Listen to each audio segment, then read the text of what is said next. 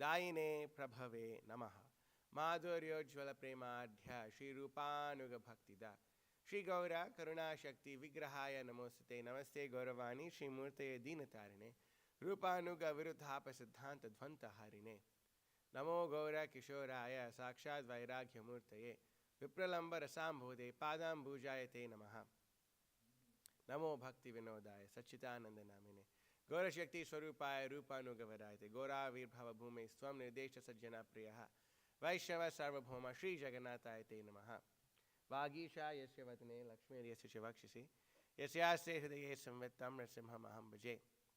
Jai Shri Krishna Chaitanya Prabhu Nityananda Shri Advaita Gadadhara Shri Vasadi Gaur Bhaktavrinda. Hare Krishna Krishna Krishna Hare Hare Hare Rama Rama Rama Hare Hare Mukam Karti Vachalam Pangam Langaite Girim Yat Kripatamaham Bande Shri Gurum Dinataranam Paramananda Madhavam Shri Chaitanya Ishwaram Yasya Deve Para Bhaktir Yata Deve Tata Guru Tasyaite Katita Hyarta Prakashante Mahatmanaha.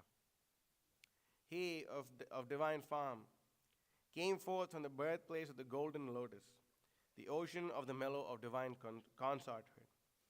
His large merciful eyes dispel the suffering soul's fear and proclaim the surrendered soul's victory. Now this is it's like a punchline. Read this. His tongue constantly vibrates the whole earth planet with Sri Krishna Sankirtan. It's amazing.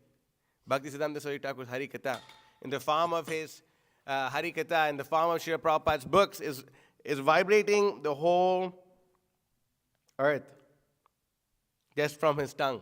The sound vibration coming from his tongue. That is a word, that these are the infallible words of the spiritual master. The sound is low. He just turned it up. Thank you. Thank you too. Okay. His beauty, resplendent in the robes of the sun's radiance, saffron, that purifies the universe. So beautiful. That purifies the universe and dispels the suffering of material existence. Speak of him as being on the same plane as Sri Jivapad, being superbly replete in perfect theistic conclusions. My God. This is just the English. Wait for the Sanskrit. On his holy day of Advent, I again and again bow down unto that beloved associate of Sri Vrishabhanu Nandini and the servitors of his lotus feet. On the bank of Sri Radhakund, as Swananda Sukhada Kunj, he is devoted to the service of his beloved, and furthermore, he is greatly endeared to the divine damsels of Raja, headed by Lalita. He is a most favored to Kamala Manjari. Who's that? Sri Bhaktivinoda Thakur, who is preeminent in Vrindavan and with the glorious qualities of Guna Manjari. Who is that? Gaura Kishore Das Babaji Maharaj. And in Bhakti Ratnakar, some places it says that Gopal Bhatta Goswami also, along with another devotee I'm forgetting. He builds the residence of Sri Hari. On his holy day of Advent, I again and again bow down to that beloved associate of Sri Vrishabhanu Nandini, the servitors of his lotus feet. He is immaculate joy incarnate, or he is the graciousness or the joy of Vimala Devi. He manifested the pastimes of his advent at Purushottam Kshetra. Where is that? Jagannath Puri, Purushottam Kshetra. In the holy land of Orissa, and he revealed his pastimes of delivering the fallen souls and extending his mercy upon them by awarding them the gift of divine love. As at the new isles of Navadvip, circumambulating Goradham in the same way as traditionally done at Rajadham and Purushottam Dham, he continuously propagates the loving desire of Raja, of the divine abode of Vaikuntha, and the holy name of Krishna. On his holy day of Advent, I again and again make my obeisance unto that dear associate of Sri Vrishabhanu Nandini and the servitors of his lotus feet. Okay. Okay. Yeah. So please make sure it's clearly visible, especially the Sanskrit, because that's what we're singing. You gotta increase the font. Why don't you just do it? You know how to do it, Jacob? Oh, you did it? Okay, fantastic. All right. So you're going to move it up and down for me? Okay. If I'm singing too fast, you can please gently ask me to slow down. No, we don't use the books in our service. Yeah, you can.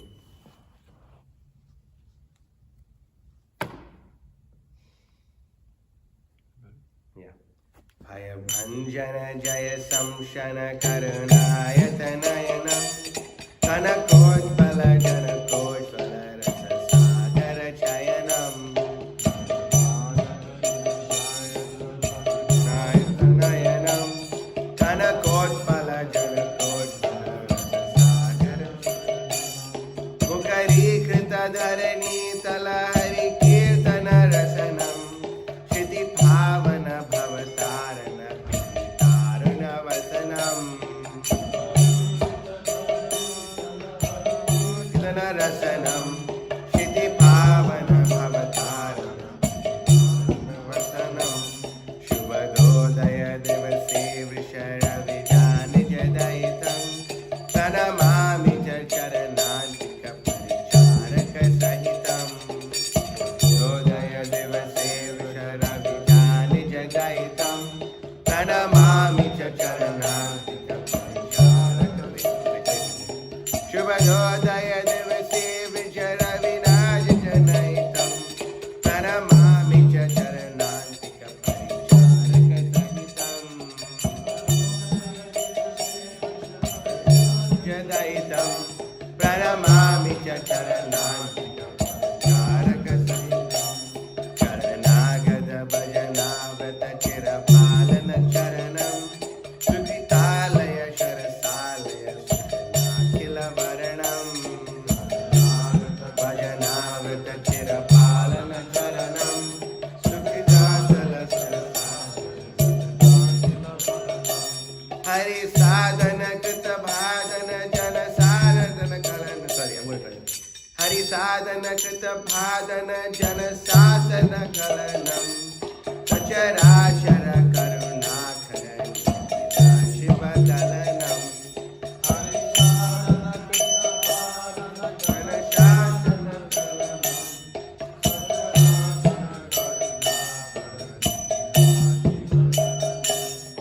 Shubhodaya Devashe Vijaya Vijani Jadaitam Pranamami Charanantika Paricharaka Sahitam Shubhodaya Devashe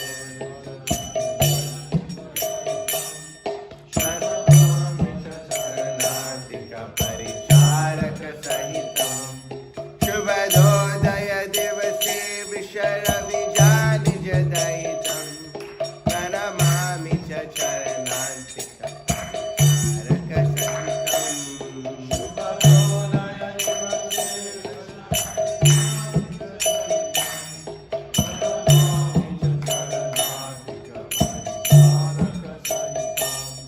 Atilokika Gatito Kila Ratito Sukha Vapusham Ati Daivatam Ati Vaishnava Yati Bhava Purusham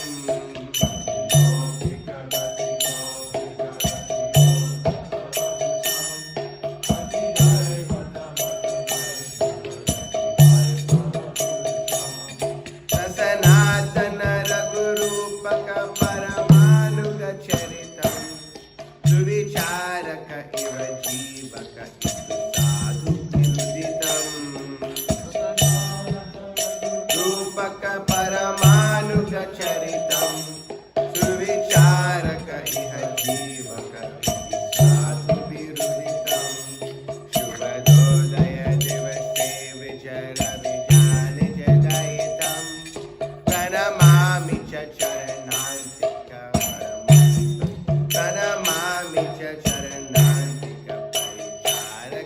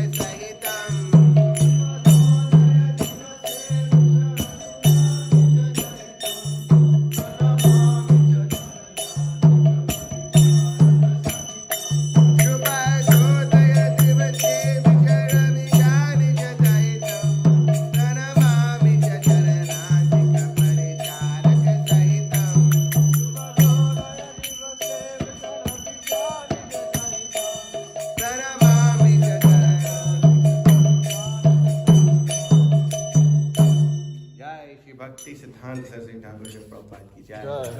Srila Prabhupada, Divine Grace A.C. Bhaktivedanta Swami Srila Prabhupada ki jai. Jai Om Vishwapada Paramahamsa Parivrajagacharya Stotacharya Shri Srimad Bhaktisiddhanta Goswami Thakur Srila Prabhupada ki jai. Jai Om Vishwapada Paramahamsa Parivrajagacharya Stotacharya Shri Srimad Bhaktivedanta Swami Srila Prabhupada ki jai. Jai Om Vishwapada Paramahamsa Parivrajagacharya Stotacharya Shri Srimad Bhaktisiddhanta Goswami Thakur Srila Prabhupada ki jai. Ananta Koti Vaishnavrinda ki jai. Namacharya Shri Haridas Thakur ki jai. Prem se kaho Shri Krishna Chaitanya Prabhu Nityananda Shri Advaita Gadadhara Srivasadi Gaura Bhakta Vrinda ki jai. Shri Shri Radha Krishna Go Gopinath Shyam Kunda Radha Kunda Giri Govardhan ki jai. Shri Vrindavan Dham ki jai. Navadvip Mayapur Dham ki jai. Jagannath Puri ki jai. Ganga Mai ki jai. Yamuna Mai ki jai. Bhakti Devi ki jai. Tulasi Devi ki jai. Ganga Mai ki jai. Jamuna Mai ki jai. All glories to the assembled devotees.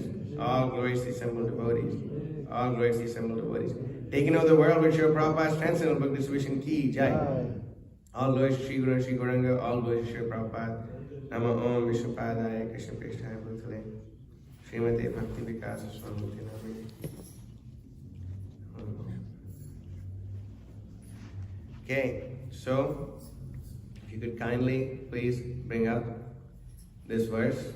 It is Chaitanya Charitamrita, Madhya Leela chapter 10, text number 113. Could I have the book, please?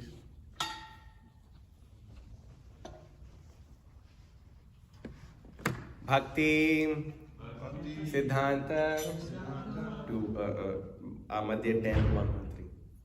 Aram Rasabhas Shunite Na Hayam Prabhuram Shitera Ulas Bhakti Siddhanta Viruddha Rasabhas Shunite Nahai Prabhu Chitera Ulas Bhakti Siddhanta Viruddha Rasabhas Shunile Nahai Prabhu Chitera Ulas Bhakti Siddhanta Viruddha Rasabhas Shunite Nahai Prabhu Chitera Ulas Bhakti Siddhanta Viruddha Rasabhas Shunite Nahai Prabhu Chitera Ulas. Volume 1, please. Please repeat.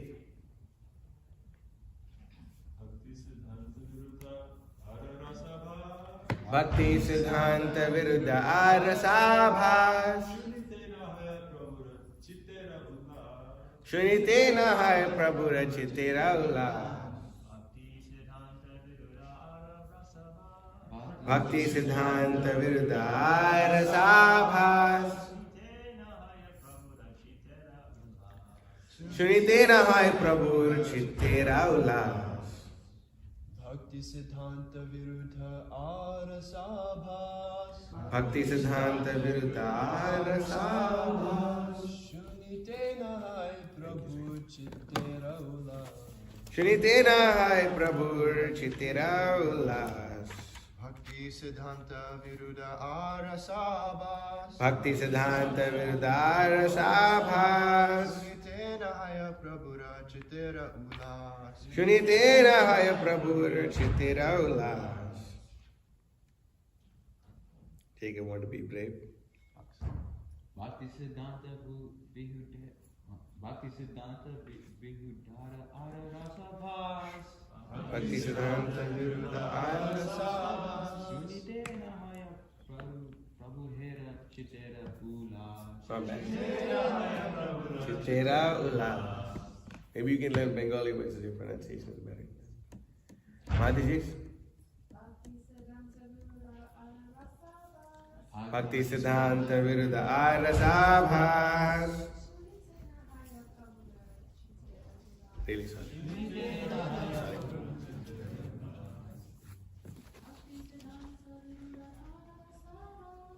Bhakti Siddhanta Viruddha Rasabhas Sunite Nahaya Prabhu Chitira Ulas. Anyone else want to be brave? Okay, all right. So, Bhaktisiddhanta. Conclusive statements about the science of devotional service. Conclusive statements about the science of devotional service. Viruddha, opposing. Ara and Rasabha, overlapping of transcendental mellow. Overlapping of transcendental melody. Sunite, to hear. Na, not. Haya, becomes. Prabhura, of Sri Chaitanya Mahaprabhu. Chitera, of the heart. Ulas, jubilation. Sri Chaitanya Mahaprabhu was never pleased to hear books or verses opposed to the conclusive statements of devotional service. The Lord did not like hearing rasabhas, the overlapping of transcendental mellows. Bhaktisiddhanta Viruddha refers to that which is against the principle of unity in diversity, philosophical known as Achintya Bheda Bheda. Simultaneous oneness and difference. Whereas rasabhas refers to, it is something that may appear to be a transcendental mellow, but actually is not. Those who are pure Vaishnavas should avoid both these things opposed to devotional service. These misconceptions practically parallel the Mayavad's philosophy. If one indulges in Mayavad's philosophy, he gradually falls down from the platform of devotional service. By overlapping mellows, rasabhas, one eventually becomes a prakrita sahajya and takes everything very easily. One may also become a member of the Baul community and gradually become attracted to material activities. Sri Chaitanya Mahaprabhu has therefore advised us to avoid Bhaktisiddhanta Viruddha and rasabhas. In this way, the devotee can remain pure and free from fall downs. Everyone should remain aloof from Bhaktisiddhanta Viruddha and rasabhas. So this is an amazing verse explaining to us the importance of following the process of devotional service seriously and sincerely. And when we do so, we can attain the greatest mercy of the previous acharyas. And of course, today we are celebrating the appearance of Bhaktisiddhanta Saraswati Thakur. And like we were speaking about slightly yesterday, we were making this point that Bhaktisiddhanta Saraswati Thakur is not different from his name. So we can see this Bhaktisiddhanta means a proper conclusion of devotional service, which is mentioned in all Vedic scriptures and everything, that the proper conclusion of all understanding is devotional service. So we see this over here that if someone came to Sri Chaitanya Mahaprabhu, then they would immediately be examined by Swarup Damodar Goswami, who was the personal secretary of Lord Chaitanya. And if there was any statement contrary to the principles of pure devotional service, immediately that would be rejected. Why? Because Lord Chaitanya doesn't like to hear what is known as Bhaktisiddhanta Viruddha. That's why Bhaktivinoda Thakur in this Bhajan Shuddha Bhagata Charana Renu, he says, Gora Vihita Kirtana Suni. He likes to listen to Kirtan, which is very pleasing to Lord Chaitanya. Gora Vihita Kirtan. So commenting upon this, Bhaktisiddhanta Saraswati Thakur said that if one actually wants to perform Gora Vihita Kirtan, they must perform Gora Vihita Shravan. They must perform the activity of hearing that which is pleasing to Sri Chaitanya Mahaprabhu. So Bhaktisiddhanta Saraswati Thakur would always speak about this very intensely. You can look at the next verse over here. Ateva Swarupa Age Kara Parikshan Shudhaya Yadi Prabhur Karana Shravan. It was the practice of Sri Swarup Damodar Goswami to examine all literatures to find out whether their conclusions were correct. Only then would he allow them to be heard by Sri Chaitanya Mahaprabhu. Sri Bhaktisiddhanta Saraswati Thakur says that if something impedes the execution of devotional service, it should be understood to be impure. Pure devotees of the Lord do not accept impure principles. Impure devotees accept rasabhas or overlapping contradictory mellows, other principles opposed to the bhakti path. The followers of such impure principles are never accepted as pure devotees. There are many parties following the path of rasabhas, and the followers are sometimes adored by ordinary men. And those who adopt the conclusion of rasabhas and Bhaktisiddhanta Viruddha are never accepted as devotees of Sri Chaitanya Mahaprabhu. Swarup Damodar Goswami never approved such followers as Gaudiya Vaishnavas, nor did he allow them to even meet the Supreme Lord, Sri Chaitanya Mahaprabhu. So this is very important to understand that there may be many people who may claim to be followers of Chaitanya Mahaprabhu, claim to be followers of this Gaudiya Acharya, that Gaudiya Acharya, or may even claim to be followers of Srila Prabhupada. But their entire Guru Varga is completely bogus. Why? Because they are simply followers of the Rasa Bhas path. They are followers of the path which is not properly chalked out with by Bhaktisiddhanta Saraswati Thakur. Bhaktisiddhanta Saraswati Thakur being in line with our previous acharyas, of course, including Sri Swarup Damodar Goswami, he would not tolerate any statement which is made against the proper conclusions of Rupa Goswami. Rupanuga Viruddha Apasiddhanta Dvanta Hari. He is firmly opposed to any statement made against the proper conclusion given by Srila Rupa Goswami Prabhupada. They may have a cool tilak, they may chant 1,000,000 rounds every day, they may live in the most esoteric parts of the universe that they think they're actually living in, but they're not. And they may think they're living in Radhakund. They may think they're living in Radhakund. We can see my Guru Maharaj this morning in India, I guess, yesterday. Anyway, however, whatever. He, on the appearance day of Bhaktisiddhanta Saraswati Thakur gave a class in Sridham Mayapur in the ISKCON temple. And there, my Guru Maharaj was saying that, if we read the prayers of the Vedas personified, prayers of the personified Vedas, over there they're saying, oh, we're done with all these Upanishads and all this. We really want to perform pure devotional service to Krishna in a transcendental mellow of love. So my Guru Maharaj shared his amazing realization that when Bhaktisiddhanta Saraswati Thakur went to Radhakund, what did he speak on? He spoke on the Upanishads. So my Guru Maharaj said that Bhaktisiddhanta Saraswati Thakur mercifully took the Upanishads to Radhakund. That's so amazing. But Bhaktisiddhanta Saraswati Thakur could do that. And then all the people living in Radhakund thought that he was just a jnani and unfit to live in Radhakund.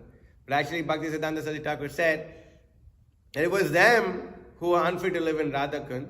And although they are thinking they are living in Radhakund, they are actually living in Narakakund. Narakakund is the kunda of hell, the grove of hell. That's where they are living. They have their hellish mentality. So we should be very careful in avoiding the association of all these horrible people who have misconceptions completely averse to that of Sri Bhaktisiddhanta Saraswati Thakur. These people may claim to be followers of Bhaktisiddhanta Saraswati Thakur. They may say, oh yeah, we're coming in the same Guru Varga, but they're not. They're not. For example, someplace in America, maybe it's somewhere in the south, there's a very prominent group of Sahajas. There's a very prominent group of Sahajas, and they're very dynamic in watering down the philosophy and destroying devotional service in the name of devotional service. And they unfortunately have a disciple of Srila Prabhupada as their leader. This disciple was very much loved by Srila Prabhupada. But this disciple, out of sentimentalism, being less intelligent seems like to us, went and took shelter of a completely bogus person who is completely opposed to the principles laid down by Bhaktisiddhanta Saraswati Thakur. And, claimed to be the successor of Srila Prabhupada. So, such people are followers of Rasabhas. So no matter how much they would say like this, those who are of the conclusion of Rasabhas and Bhaktisiddhanta Viruddha are never accepted by devotees of Sri Chaitanya Mahaprabhu. And Swarup Damodar Goswami never approved of such people as Gaudiya Vaishnavas and would never let them even see Lord Chaitanya. So what is the use? What is the use? What is that? Aradito yati harim tapasa tata kim. I'm forgetting the rest of this word. But you could do all these things, but if what are you going to attain if you're not following the proper line chalked out by Sri Chaitanya Mahaprabhu? What is the use? We are simply wasting our human form of life.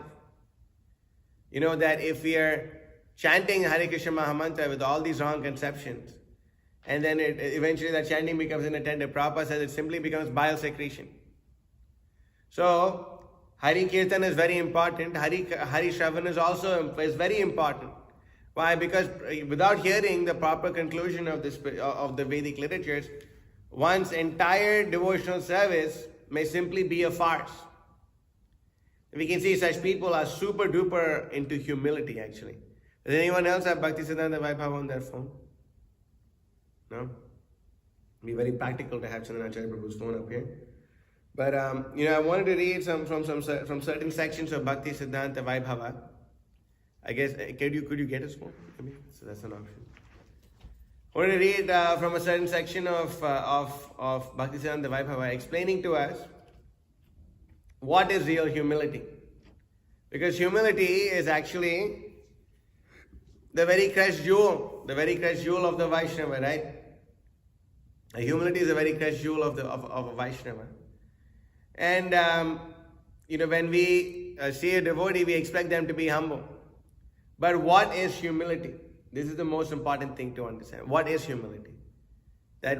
What is the definition of humility given by Sri Chaitanya Mahaprabhu? Everyone knows this verse. Ranadapi sunichena tarorapi sahishana amanina manadina kirtaniya sadaharihi.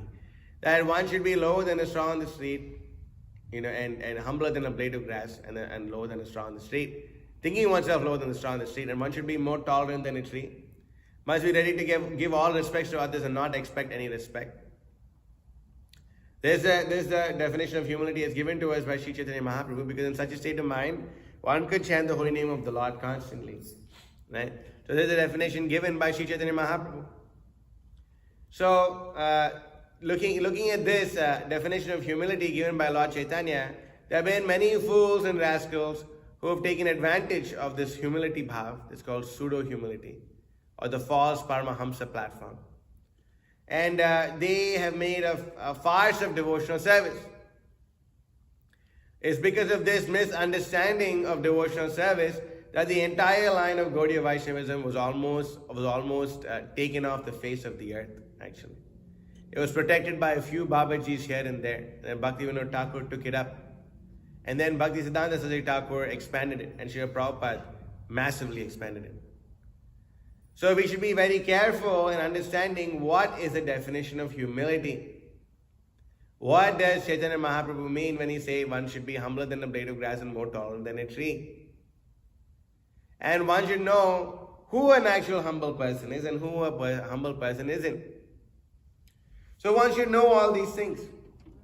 Because if we don't know all these things, then we will suffer a lot. We will suffer a lot. So we can see this over here. That in Sri Bhaktisiddhanta Vaibhava, over here, we can, it's called, the name of this chapter is called, 227. Okay, yeah. The name of the chapter is called Further Contentious Issues, and it is under the subheading Compassionate Belligerence and Genuine Humility.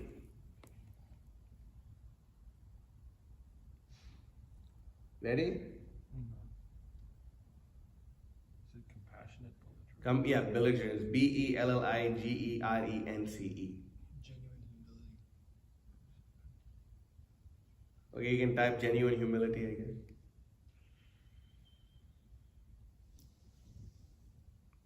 Hare Krishna, Krishna Krishna, Hare Hare. What volume is it? It's volume 2. Hare Rama, Hare Rama, Rama Rama.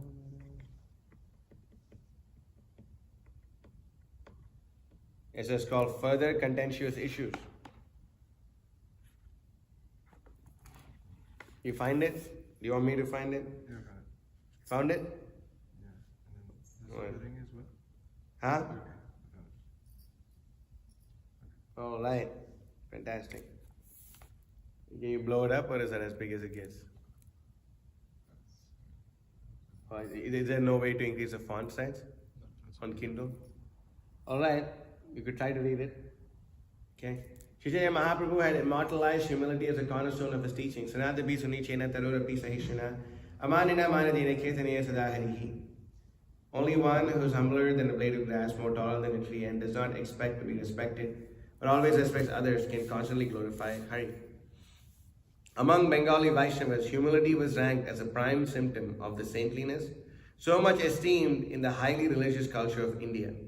Hence, a curious phenomenon of persons quite lacking genuine humility, deliberately mimicking meekness to attract praise and respect. Typically, Prakriti Sahajas were well practiced in making shows of treaty humility and deemed such displays the main lineaments. How do you say that word? Anyway, of Vaishnava. Even if the performer's personal habits were abominable, Srila Saraswati Thakur declared as outright deception these sanctimonious caricatures of piety, maintaining that such religious imposters were concealing huge amount of pride within their hearts. Now this is very amazing actually. This statement is very amazing. He described Prakriti Sahajas as hellish living incarnations of cheating humility. That's such a perfect definition for them actually. Hellish living incarnations of cheating humility. So we can see there's so many people, they pretend to be so humble. My God, so humble. They're like, just almost like at every moment offering obeisances. But then when we ask them to do something practical in serving in Lord Chaitanya and Lord Chaitanya Sankirtan movement, that they cannot do. But they're so humble, doing all these humble things. But while they're being so humble, they look at the people who they're being humble to as those who are after money, and those who are after power, and those who are not properly representing their bona fide spiritual master. But at the same time being very humble. 50,000 obeisances per minute. So this kind of humility will not get anyone anywhere. What it will do is simply banish one from the association of devotees. Why? Because we can be overly humble, like all the time, be so humble, but at the same time never hear anything from anyone, never take anyone's instruction seriously, and always blame someone else for our difficulties. Is this person is a problem, that person is a problem, that person is a problem, and this person is a problem, but I am never the problem. I'm always the victim. No matter how much is done for you, no matter how much is done for them, no matter how much is done for us, those who are feeling like, those who have the victim mentality, they will never be satisfied. We can get them the best possible house that they've ever lived in. We can get them the best possible situation that they could ever be in. We could take care of every need that they could possibly have. But still they will be dissatisfied at heart because they're simply cheating themselves and cheating others. You give them everything possible. Expect almost nothing from them. Actually, expect nothing from them at all, actually. But still, at the same time, doing all these things, when these people, they maintain such envious attitudes towards the proper representatives of the Guru Parampara, then they must be known as hellish incarnations of cheating humility. This is a perfect definition of such people. That they can be so humble, they can do all these things. But when it comes to actually putting their money where their mouth is, then it all disappears. We were actually so disappointed. We recently kept up a fundraiser on our Krishna Life Sankirtan group. And before that, we were seeing that every time we posted a picture, there'd be 1,000 people liking every picture, every post. But it's literally a part of some people's sadhana to like every picture on the Krishna Life Sankirtan group and like have that one. Have that one, that emoji on every emoji possible, Every time so humble, and then like they'll write eulogies. Wow, you guys are such great people. Such, oh wow, this, that, the other thing, So amazing, so nice. Huh? But then when the minute we posted our fundraiser, crickets. We could hear crickets. Then Bhakti Jacob was the first one to like it, actually. But he gave his life already, So he's, we can see that he's not like that. But we can see, so humble, so glorious. But when we needed the help, where were they? Such people are known as Dandavat Bhaktas, fair weather friends. So we see this over there. From this we can see that, the same thing practically goes on. The same things practically go on. The Dandavat Bhaktas, they may not necessarily be Prakriti Sahajas, but Dandavat Bhaktas nevertheless. So we can see this over here, that these things go on. And then now check this out. Look at the next statement. He noted that a mere show of humility will not work.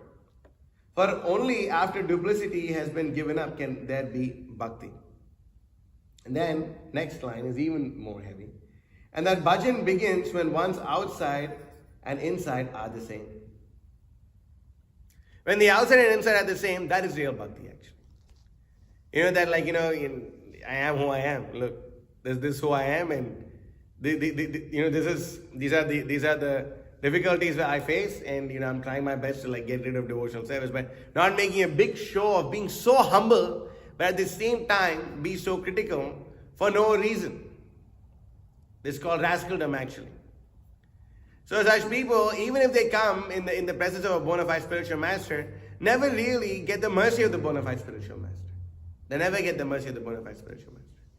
They make a show of being so humble, and the Guru may very kindly engage them somehow with the hope of rectifying them. But like we said yesterday, there is no cure for insincerity. There's no cure for insincerity, no matter what we do. The person genuinely has to have a desire to change, and for a person to change, they must be willing to hear, or they don't like to hear. They want to be glorified, they want to be said, oh, you are very nice. You're such a nice person. But no. We have to perform the activity of devotional service, and we must go through the great fire of ordeal. We must go through this great fire of ordeal. It's worth it actually, when we go through it. So, Bhaktisiddhanta Thakur continues, he emphasized the necessity of Trinadapi Sunichena in preaching. Should be very humble in preaching. If I proclaim myself superior to others, no one will listen to me. They will slap me in the face and knock me off my pedestal. Is that readable? Okay. If I am not predisposed to respect others, then I should not tell them about the Supreme Lord. If the only goal of my life is to serve the Lord, then I should not humiliate or disrespect anyone. If the world belongs to the Lord, then I should know my relationship to this world. And we can speak about, okay, so what is genuine humility? So what is this? So this is very amazing, this first paragraph, and if we have time, we'll go back to it. But if you could go to the next paragraph, it starts off with, he offered a uniquely meaningful definition. Okay. He offered a uniquely meaningful definition of Vaishnava humility. The transcendental conception of thinking, this is what humility is. I am thus at the lotus feet of my spiritual master. I am the servant of Guru and Krishna, is what is meant by Trinadapi Sunichena. That is what it means. Not that.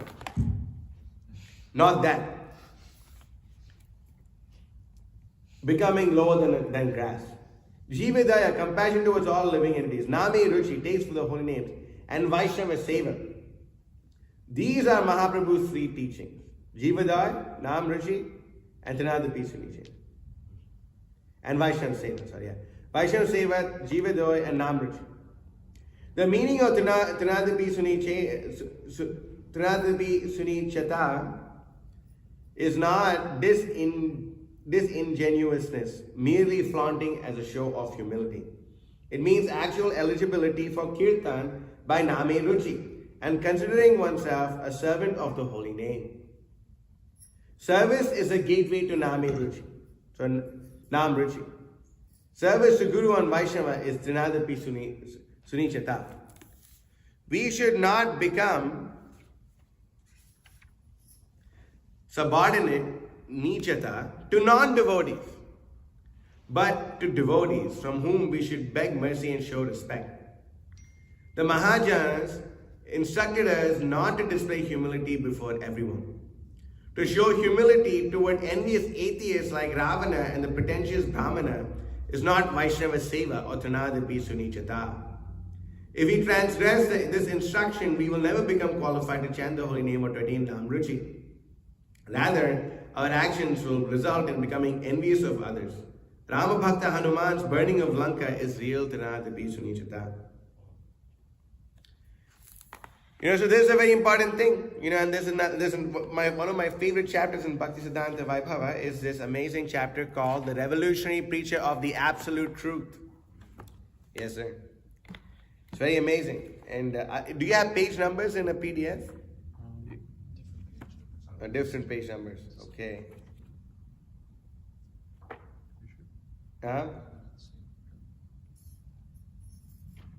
So, if you can pull up this this section, the revolutionary preacher of the absolute truth. Well, this is an austerity, Maha austerity. Okay? Volume 1, right? Volume 1, that's right. And the thing is, I'm going to make you go back to the exact same spot you were before. So that's going to be fun. So, do you find it? Revolutionary preacher of the absolute truth. Or revolutionary preacher of the truth. I keep saying of the absolute truth. Is it sub? Qualities and character. No, it's part 2. It's in part 1, and then there's like a different subheading. Yeah, part 2, his message, mission, and personality. In part 1, there's like 3 parts. Part 1, part 2, part 3. Volume 1, okay, I guess volume 1. Go to part 2. Okay, yeah, there you go. Now that makes sense, right? I'm not that crazy, right? Okay. So, we can see this over here where, okay. So, keep going. So, there's a paragraph that starts off with, do not associate with so-called sadhus. Keep going. Yeah, keep going.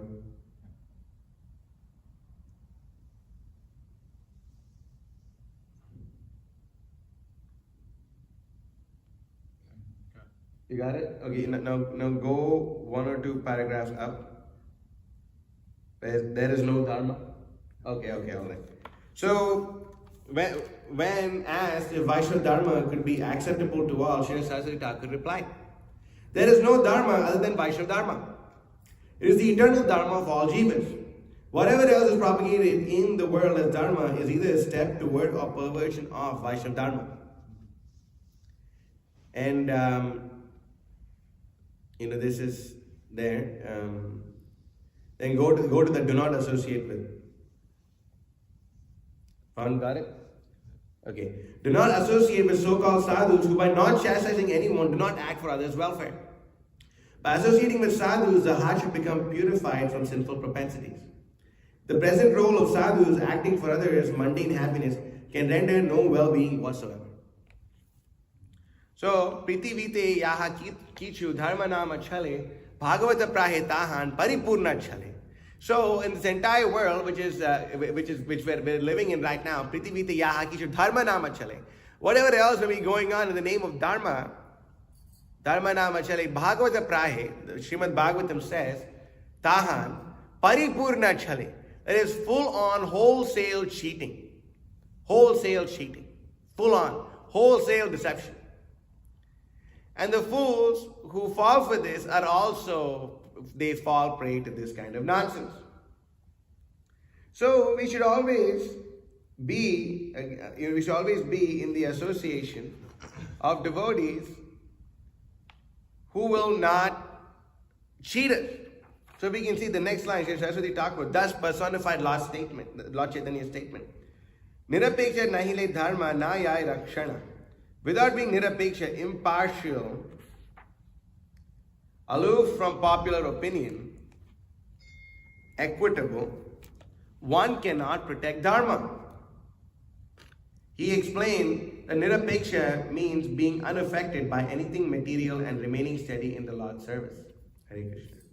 He himself was never swayed by worldly predilections, and by his commitment to speaking only the unbiased truth, he firmly protected dharma. And why? What is the need to protect dharma? What will happen if you protect dharma? Dharmo rakshati rakshataha. If you protect dharma, dharma will protect you.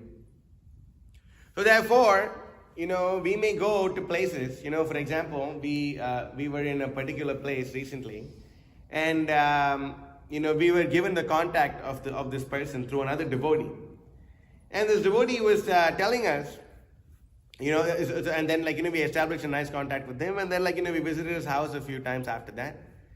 And then when we were in this person's house, this person, very sweet person, his name is Uma Mahesh. He had these pictures of this big demon Muslim fakir, useless rascal known as Sai Baba. And, he had these things, he had the picture of Sai Baba in 2-3 different places. And, this was a very nice place for us to stay in. He had a very big house, very nice kitchen. He would always give us 2 rooms to stay in. Very nice person. coming from a Brahmana background. And, he was very nice and very cordial. But then, and this was a very hard place for us. This was the only contact we had in that place, actually. Otherwise, we'd have to just sleep in the ram truck and take bath in the gas station and, drink that nectar when we have to. We would think, I was there, but I thought, anyway, what's the use? We are protected by Krishna. Krishna will protect us. What's the big deal? So then, I went up to him, I told him, my dear sir, you're coming in a great Brahmana family. Then why are you doing something which is causing such displeasure to your ancestors? He's like, what? What am I doing? I said, you see, why are you performing this rascaldom of keeping a Muslim fakir in your house? Why are you looking at the face of a beef eater and not just looking at him, but worshipping him? What good is this going to do to you? He's like, what? What are you talking about? And I told him, this person is like that. This person is completely bogus. And fools like yourself, I told him, worship this rascal as God. So what good is this going to do to you? It's only going to destroy you and your family and your entire family tradition. So if you at all want to do something good for you and your family, kindly dispose of this stool on your wall. Then he was like, shocked, is this true? I said, I'm not saying this, actually. I will send you quotes from the scripture that the followers of the rascal follow, and then you can see for yourself. You can see for yourself how much of a rascal this person is. And then, he was like, you see, you can send it to me later, but I completely take your word for it. Please kindly remove this picture. So we took that picture out. And then there was another place which we didn't notice. Actually, I did notice, but I thought I forgot about it. So he had noticed this picture. This is actually him. I even kept him over there. Can you take him out too? Like, yeah, no problem, with pleasure. And then, we took him out. And then, we deposited him in the place that he belonged. And we helped many people make advancement in helping us doing so. Yeah, definitely. Also. And then, we told him, don't worry. You don't think there's an empty place on your wall. We will give you a beautiful painting of Shri Radha and Krishna. Don't worry. So then he said, okay, thank you so much. It's very nice of you. So then, we went and we ordered the painting from a Prabhupada disciple, Pushkar Prabhu. He's such an amazing devotee. Fixed in Siddhanta, fixed in sadhana, attends Mangalarti every day. He has vision of the spiritual world. Otherwise, how will he paint all this? Going back to Godhead to paint again for Srila Prabhupada. Very amazing. So we got that painting from him. And then, the day we got that painting, he was like, when are you going to come and give me that painting of Radha and Krishna? We are missing your association. So then, okay, all right. We said, don't worry, we're coming. In a few days, we'll be there. So we went and we kept this picture of Shri Radha and Krishna. And he was so happy. It was on the day of his mother's death anniversary. So he was so happy. He thought, wow, this is so amazing. You kept this painting. And then, he was crying. Looking, do you remember? He was really in tears. Like, I can't believe this happening on my mother's death anniversary. Is there anything else that you want me to take out from my house? I'm like, all right. So then we went into his puja room and we took out everything bogus that was in there. And we were preaching to him. And we sold him, of course, we sold him a set of Bhagavatam. Goes without saying that. We sold him a set of Bhagavatam. We did all this. And then, he also, reciprocated accordingly. And he wants to reciprocate more, of course. And then, he told us that, you see, we are, I've been in touch with many of your Hare Krishna devotees. But somehow, all of you came into my life. We're talking about these devotees from Krishna life. That they all came into this person's life. And then, for the first time, someone in my life is actually telling me something which is for my benefit. I know so many of these devotees. No one ever told me. So many of them stayed in my house. No one ever spoke a word. But somehow, all of you are coming and telling me the right thing. I feel so fortunate. Please, my house is your house. You please keep coming again. Anytime you're in this area, you only stay in my house. Don't stay anywhere else. Please, you do this. So now this person was so happy, but then the devotee who gave us the contact of this person was very unhappy. You're saying, I feel used. I wish you would have, you'd have told me, you'd have this, that, and the other thing. And I was like, I had no time for his feminine emotions. And then I called him up and the devotees were advising me Prabhu, not all the devotees. Some devotees are advising me like, just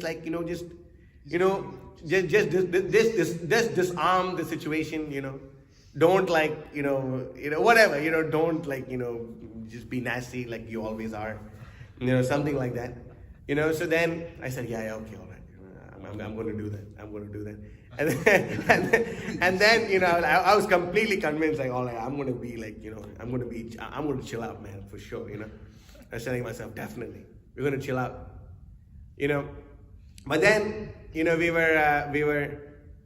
got on the phone with them, and then initially it started off like, Dandavat Pranam, always Prabhupada, and this and that, and then, we just started going at them, just preaching, quoting all the quotes from Bhaktisiddhanta Vaibhava that we had in our memory, quoting all the verses that we had in our memory about in this regard.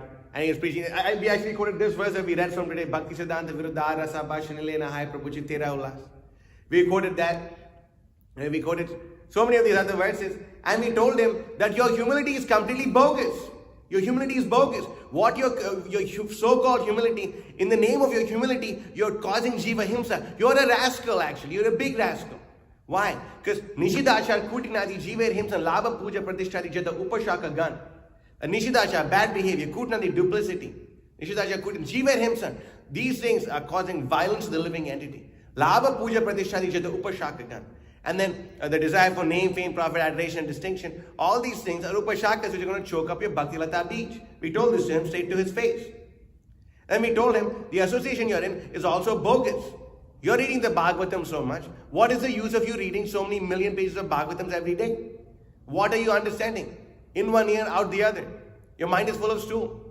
We told him these things actually. And we have a witness for that. And then this person was like, oh my God, thank you so much. I was thinking, what the hell? And then you can see that he was just a little confused about what humility is. And then when he accepted all this, and he took it up and he said, I'm so fortunate to have all of y'all's association. You're representing Bhakti Vikas Maharaj. And I will actually follow, and what you did is right. What you did is right. And he felt so guilty after that. Can you please send me your cell number? And I said, absolutely. And then, he sent a donation after. And now, he's doing his thing. And I told him, look, if people are not willing to listen to you, then what's the use of being with them? You're going and giving classes, then what's the use of your classes if you can't preach the absolute truth to them? So better you preach the absolute truth. Better you do this. And then by doing so, then the genuine will be separated from the ingenuine. Bhaktisiddhanta Thakur said that in Satyuga, Hiranyakashipu glorified Prahlad Maharaj Hiranyakashipu glorified Nrsimhadev more than Prahlad Maharaj. He did. Why? Because, Prahlad Maharaj was glorifying Nrsimhadev. That's really amazing, Krishna. But when Nrsimhadev appeared and destroyed the atheist, Hiranyakashipu destroyed him completely. Hiranyakashipu's loss and defeat at the hand of at the hand of Nrsimhadev was the perfect glorification of Nrsimhadev. So in Kali Yuga, the negative method is more effective. Actually. Because when we speak this, immediately the insincere rascals and fools will be detected. So many rascals and fools try to come here and take advantage of the property, think, oh, what can I do to live here? But then they hear the classes and in 1 or 2 days they go away. You please, sit through this class, then only the real survive in Christian life. But we see, they go away. They, what's it called? They hate the morning program. Staunch enemies of the morning program. Staunch enemies of staying awake in japa. Staunch enemies of doing their bhajan in a solitary place. Solitary seat in a dark room. And nicely passing out. So they hate this. So we go in the room where they're sitting, and we turn on the light and we say, you're not chanting here, you have to go chant somewhere else. Chant in the temple room with all the devotees. Why? Because our bogusness will be completely displayed for everyone to see. So therefore, we are not so much fans of speaking that which is very pleasing to Janata. When a disciple would go and preach, And he would say the things which he has to say, preach proper, the conclusion of devotional service. Then many people would actually become very disturbed. And then sometimes once a disciple went and did that, and one of the other disciples went and complained, Prabhupada, this person is, he preached and so many people were upset, so many people left. Said, very good. Amazing, he did a good job. Because when we preach, we should preach for the pleasure not of Janata. Janata means the ordinary folk of this world. But we should speak for the pleasure of Janardana, of Krishna, the Supreme Personality of Godhead. Should speak for that pleasure. So if you are his servant, that means you should also speak like that. It is pleasing to him. Not caring for the audience, actually. So we see that this is a proper definition of humility. Look at what Bhaktisiddhanta Thakur says. He says, Saraswati Thakur spoke of aggressive grace and often quoted Pashunam Lagudo Yatha, that obdurate, inane rascals who cannot be persuaded by reasonable arguments deserve physical punishment as do animals, although he never encouraged his followers to actually administer such chastisement. Because we never physically hurt someone. Every now and then some may receive chapatis, but that has also been stopped. Now it's just a straight blessing. Yep. You receive it through the years. Many people deem Srila Bhaktisiddhanta Saraswati's aggressive triumphalism alien to the all-accommodating spirit of Hinduism and unbefitting a saintly person. How can a sadhu be like that? Sadhu is supposed to be very humble. I am also sadhu. You should be humble. So many devotees say, Prabhuji, you should be very humble. Don't instruct anyone to do anything. But you were just not humble in instructing me to be humble. What about that? What about that? Prabhu, just accept what everyone is saying. Why aren't you accepting what I'm saying? Accept. No, accept. Why not? I'm not humble, but you're humble. Why don't you accept? Inspire me with your humility by accepting what I'm saying. That humility is not there. It's just humility of this world. Just so humble and so nice. So nice. But surrender to Krishna, then the humility goes away. Disappear. Some people are so nice. They say, we love talking to you. Just don't talk to us about Krishna. Then we say, we don't want to talk to you. What is the use? What is the use of talking to someone if we can't talk to them about Krishna? What is the use? What is the use of a so-called family and this, that, and the other thing? Useless waste of time. Anyway, we should be nice to them and at least sell them Prabhupada's books. So nice, they gotta get it twice. Right, Jay? He sold 2 sets of Bhagavatam to his family. And both the sets are in the same place. So that's called being fired up. That's right. That's right. So like the parents don't fight over the Bhagavatam. He sold them 2 sets. So that's practical. That's called being practical. So, we see sadhus are supposed to be so humble and have pictures of all the Mayavadis in their books. All the bogus Mayavadis that you can think of are present in a particular book, unfortunately. So, this is not sadhutva. Actually, this is not sadhutva. Hence, they question his authenticity as a sadhu, opining that his bludgeoning was unnecessary and that it was better to appreciate the good in everyone. Appreciate the good in everyone. Just appreciate the good. How nicely a person is feeding his family meat. That shows that he actually loves his family. So appreciate that. Appreciate the good in the Palestinians killing the Israelis and the Israelis killing the Palestinians. Appreciate the good in it. But the Bhagavatam says, no matter how morally upright a person, at least appreciate the freaking Smarta Brahmanas. They are so pakka at following their principles. They do all these things. They hate Krishna, but anyway, never mind. Appreciate the good in them. But unfortunately, we are followers of the Srimad Bhagavatam. For them, unfortunately for them, fortunately for us. But the Bhagavatam says, Harava Bhaktasya Kuto Mahatguna. Yasyaham Anugrahnami. No, sorry, I'm mixing up a verse. Not yet. How does this verse start? Yeah. Harava Bhaktasya Kuto Mahatgunan Manoratena Satitadito Baihi. How does this verse start? Deva. That the devotees of the Supreme Personality of God, they have all the good qualities of the demigods. as the non-devotees, have no good qualities. Harava bhaktasya kuto mahadguna. That is the opinion of the Bhagavatam. And what is our opinion? We have no opinion. Our opinion is what the Bhagavatam says. That's all. We have no other opinion. So Srila Prabhupada was once asked, Swamiji, what is your opinion in this regard? Prabhupada said, I have no opinion. I only have whatever the Shastra and the Acharya say, that's my opinion. Acharyera mata jay se mata sar. The orders of the spiritual master are the active principles in the life of a disciple. So we should know this. We should do like this. We should live like this. So the Bhagavatam says, Harava Bhakta Shikuto Mahatmana. Unless you're a devotee of Krishna in a bona fide disciplic succession, you have no good qualities. We could drop the mic, but we don't need to. So, the two objections that his approach was overly negative and that elaboration on bhakti as a positive process would be more fitting and effective. From why he got into his Comic-Con. the harmonist emphatically responded that negativity is required. The positive method by itself is not the most effective method of propaganda in a controversial age like the present. The negative method, which seeks to differentiate the truth from non-truth in all its forms, is even better. Calculated to convey directly the inconceivable significance of the absolute. It is a necessity which cannot be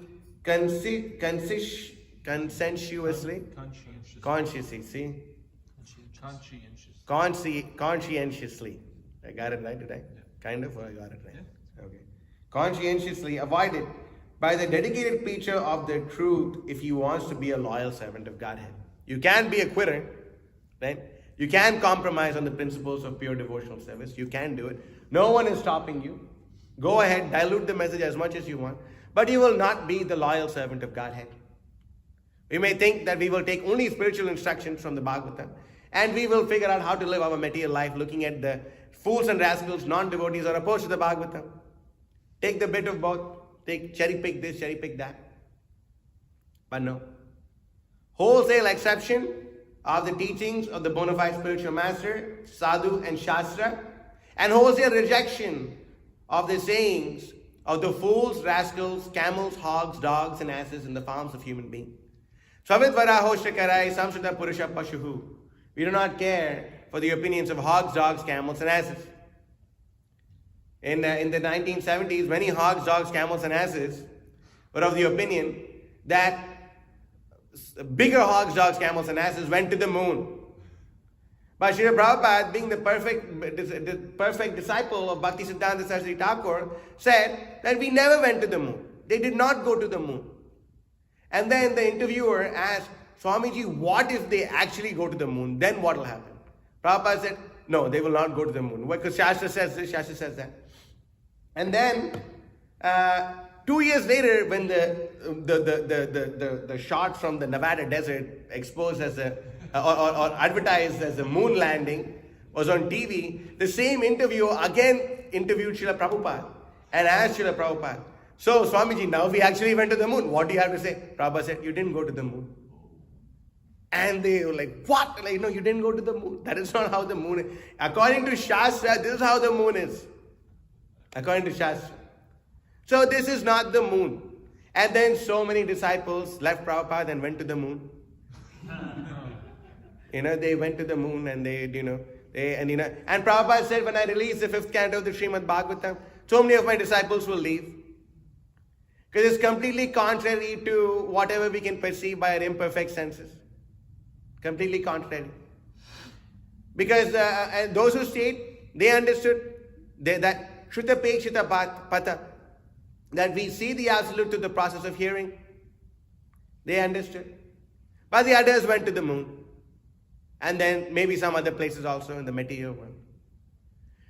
But we see that this method was most effective. This method was most effective. Srila Prabhupada followed the same example of Bhaktisiddhanta Saraswati. Back then there were great Vaishnavas. Oh, they were considered to be such great Vaishnavas. And they were glorifying Sri Chaitanya Mahaprabhu and doing this, that, and the other thing.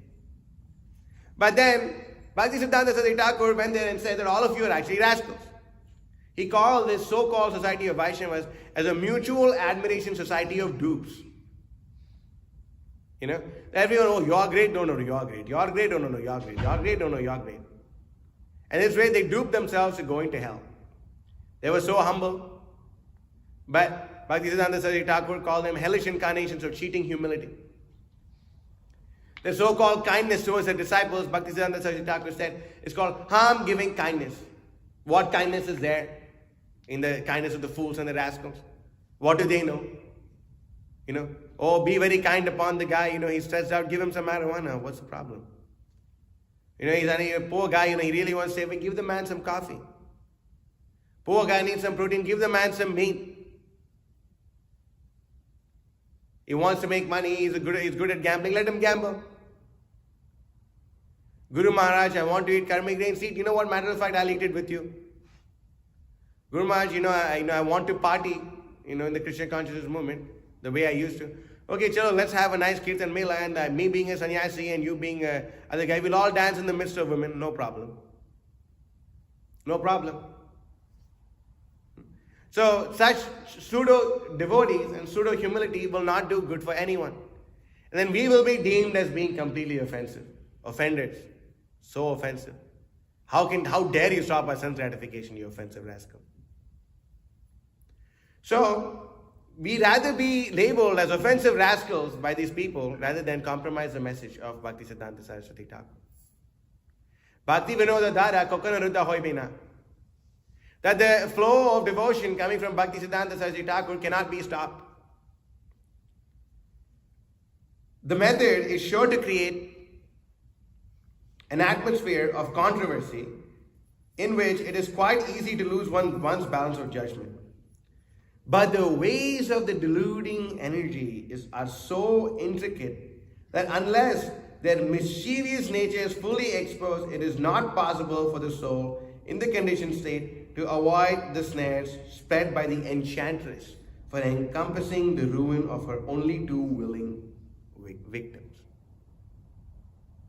It is a duty which shall be sacred to all who have been enabled to attain even a distant glimpse of the Absolute.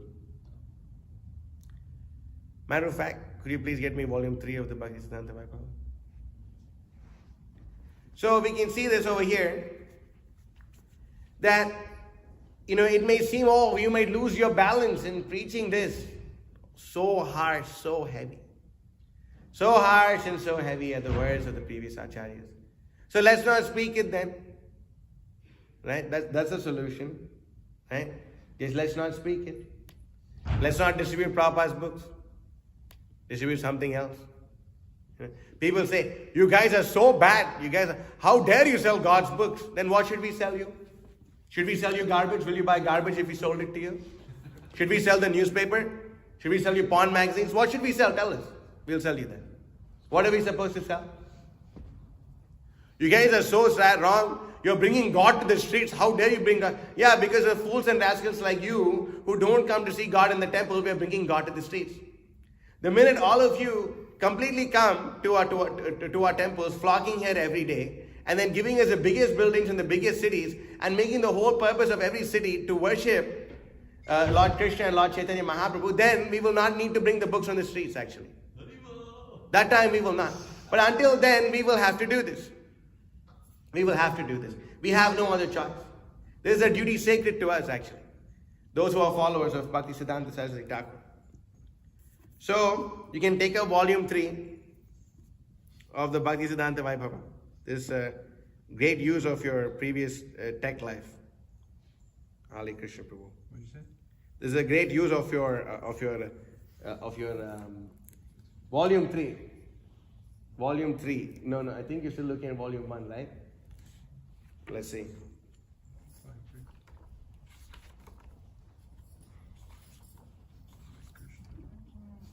Yeah, you're right. Okay, you're in the right place. Okay, yeah, fantastic. Okay. So now in that go to 5. The Gaudiya Math is message and activities.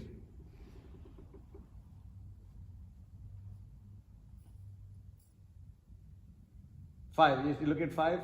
Okay, that's it. Okay. So now go to the third paragraph. You know what? go to the second paragraph. Matter of fact, just kidding. The truth, Satya, is propagated in a twofold way, viz. Positively by the method of direct support and negatively by the method of opposition. The truth cannot be made sufficiently known by the positive method alone. Propaganda by the method of opposition, more than presentation of the positive aspect, brings about more brilliantly in this world the appearance and glorification of the truth. In Satyuga, Hiranyakashipu, more than Prahalad, by the adoption of the method of negative propaganda, proclaimed greatly the glories of Nrsimhadev. In Treta Yuga, Ravana, more than Hanuman, is typical of what Bhaktisiddhanta Sai Thakur is. More than Hanuman, proclaimed the greatness of Sri Ramachandra to the world. In Dwapar Yuga, more than Pandavas, Yadavas and other devotees, Kamsa, Jarasandha, Shishupal and the rest, as antagonists, proclaimed the greatness of Sri Krishna. In Kali Yuga, Jagai Madha, Chandkashi, Prakashananda Saraswati, professor of Mayavad, Ramachandra Khan, the hater of Vishnu and the Vaishnavas, Ramachandra Puri, and in later times, the various hypocrite sects, more than the Bhaktas of Gora, have proclaimed the greatness of Gora and Nityananda to the world by adopting the hostile method. In all ages, the truth is propagated in this world by the positive and negative methods. The true message of Gaudiya Math has spread and is spreading in the world in this manner. So we can see this over here. Now you can go to the paragraph after this. The Gaudiya Math is not an association like the thousands of sects. The Gaudiya Math is not desirous of the welfare or the non-welfare of the world, like other benefit or mischief-making societies. The Gaudiya Math does not do work that is beneficial or harmful in terms of worldly enjoyments. The Gaudiya Math is neither affectionate nor cruel like a worldly mother, neither protector or destroyer like a worldly father, neither helper nor enemy like a worldly brother. What then is a Gaudiya Math? That the world should listen to his words. There need be no want of harmony between the Gaudiya Math and the whole world, as the only disharmony is caused by one little word. The Gaudiya Math says that the harmony between itself and the whole world can be established by one word, viz. The duty of all jivas consists in this exclusive service of adhokshaja, the transcendent. The majority of the people of this world say that the service of akshaja, that is the phenomenal, is the duty of every one of the jivas. Even when this is not automatically said by word of mouth, it is always done in practice.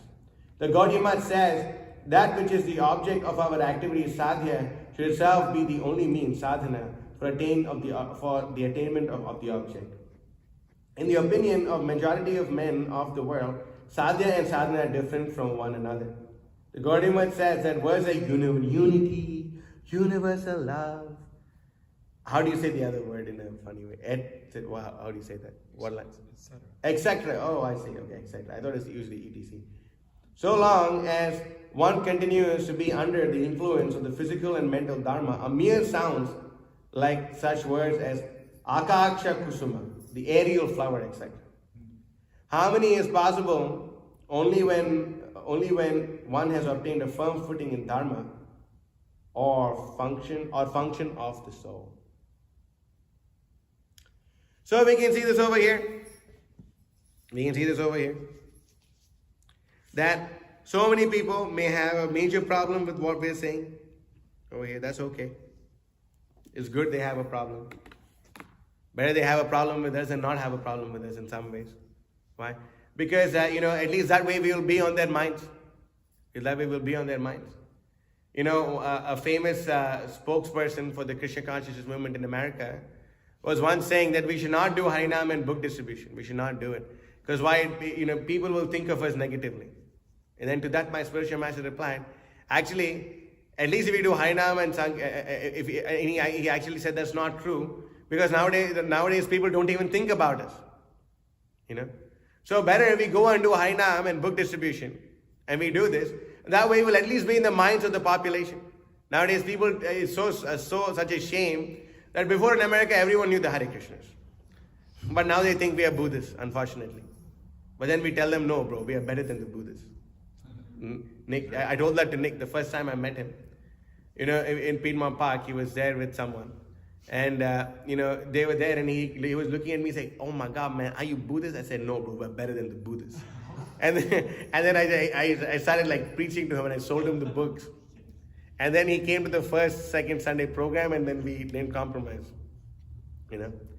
And someone who was with him had a problem, and has a problem.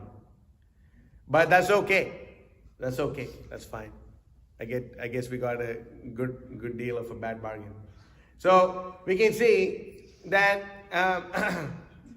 we can see this over here. That when we preach the absolute truth, then Krishna will send men, money, power, everything desirable, everything will come. We have no doubt about that. This is our practical experience, actually. We have this experience. Bhaktisiddhanta Thakur told us, preach and money will come. Preach and money will come. So people are shocked. What the hell? These freaking guys are distributing books and they're maintaining a big temple and sending so many devotees to India. He told him he sent 13. He said, no, 14. How many devotees were sent to India? The four Matajis. Vishnuchitra Prabhu, Matsya Prabhu, Abhi, Nally, Nick, Mitravan, Tyrese, right? 11. You all sent 11 devotees to India. I was talking to some devotee on the phone. It's like, you all sent 11 devotees to India. Oh my God, that must be very extraordinary. Yeah, it is. It is. What do you guys do? We distribute books. What? What else did you do? We distributed books. I mean, I'm sorry. I wish we did. I don't wish we did. We don't know to do anything else. Do y'all know to do anything else? Me, frankly speaking, just like, it's probably the only thing I can do. I mean, of course, cooking is part of the, saver for book distribution. Otherwise, how would we live? Right? Do we know anything else other than like, reading Prabhupada's books, distributing Prabhupada's books, growing the veggies and fruits and flowers to be offered for Srila Prabhupada's dear Krishna? Do we know anything else other than this? We do Harinam. Do we know anything else other than this? Like, I don't know. What else you guys do? We don't do anything else, actually. So who funded all this? I told him, Prabhu, to be honest, we have a big sugar daddy. He said, I knew it. Who is the sugar daddy? He said, the Supreme Personality of Godhead, Krishna. He's our big sugar daddy. Up in the sky and in our hearts and everywhere. In the atoms and between the atoms. Krishna is there. And then people are shocked, like, what, come on, no way. Like, it's true, Prabhu, it's really true. You can come and see what we do, actually. And then you'll see that, we don't know what else to do, actually, We just preach the absolute truth, that's all, actually. We don't do anything else like that. This is our only thing. I give blanket permission to everyone. If I ever deviate, give you full permission to shoot me. Or at least before shooting me, you could try to correct me. If I don't listen, then definitely shoot me. I'll gladly get shot because what's the use of living? But we can see this over here that people are shocked. What the heck? How did you all do this? We just distribute books. How old are you guys? The oldest guy is like 33 or something. No, come on, man. Like what? How is this happening? Are you getting support from? No, not really. We just go out there, we distribute Prabhupada's books, and we have when we do this. Very sincere people come forward and sacrifice their life saving, and everything for the propagation of Krishna consciousness. They do all this for this reason. So we should be very unabashed. That's a nice way of saying it. In presenting the absolute truth.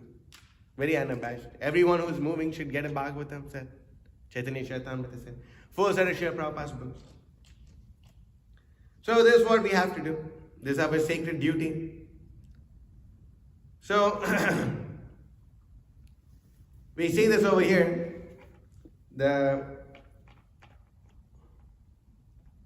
I'm sorry, could you go back to where we were? It's volume, now we're back in volume 1. And the revolutionary preacher of the absolute truth, and you can go to the paragraph we were in before.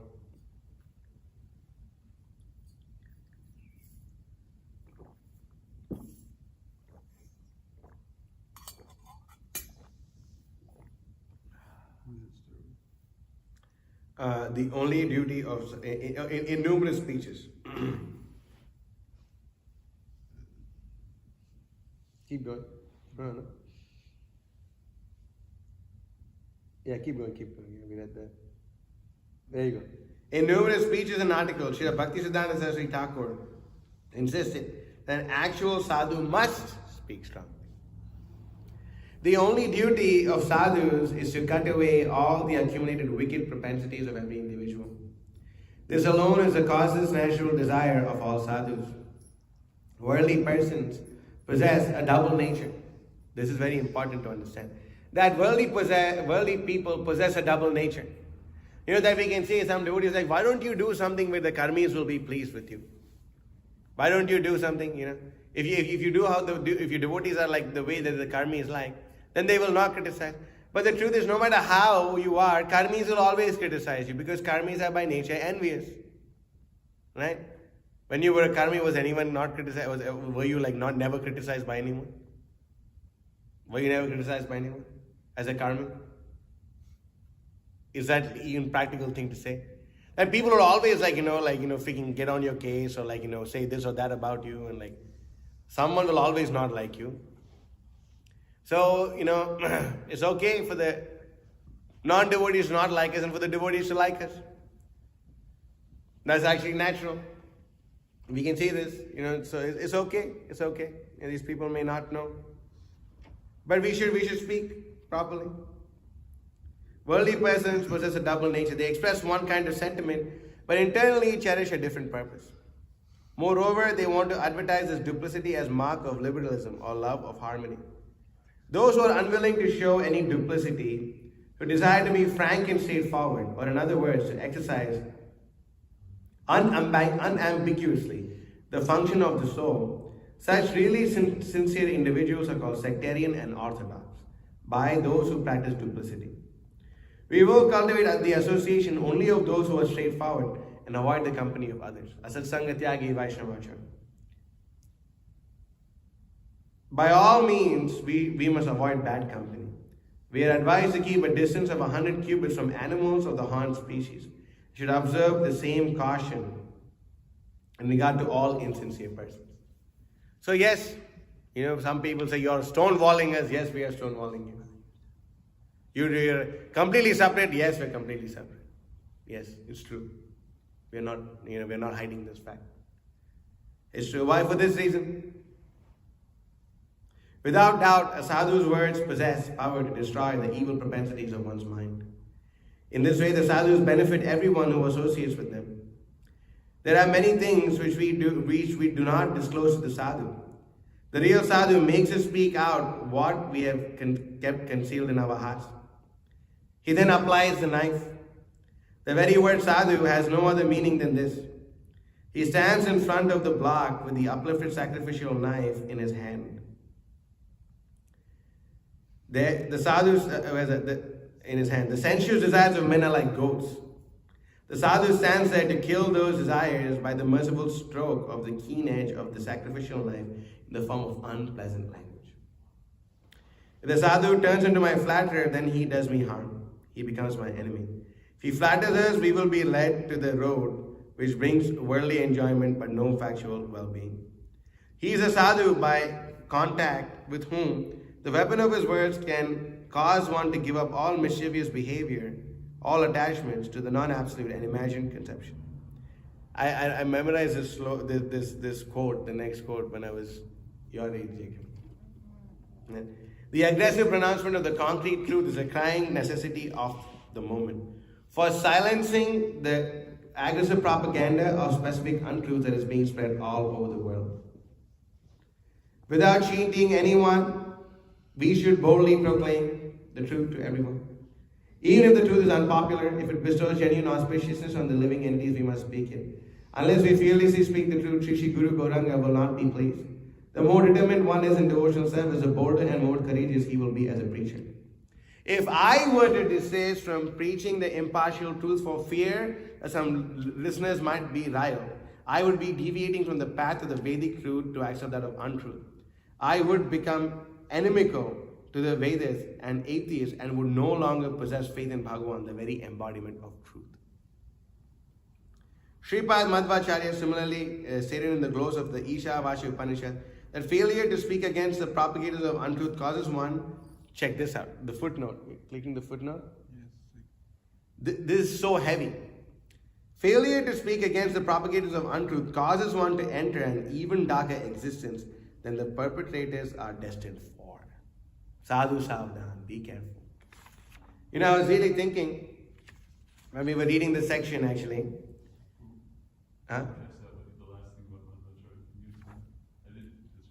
Okay, so Madhvacharya says that if we don't speak up against the people who are not who are doing bogus things and not following properly, if we don't speak up against them, then what happens is that we will go to a hell, or then we will enter even a darker existence than those people who are making that offense. So sometimes when we read this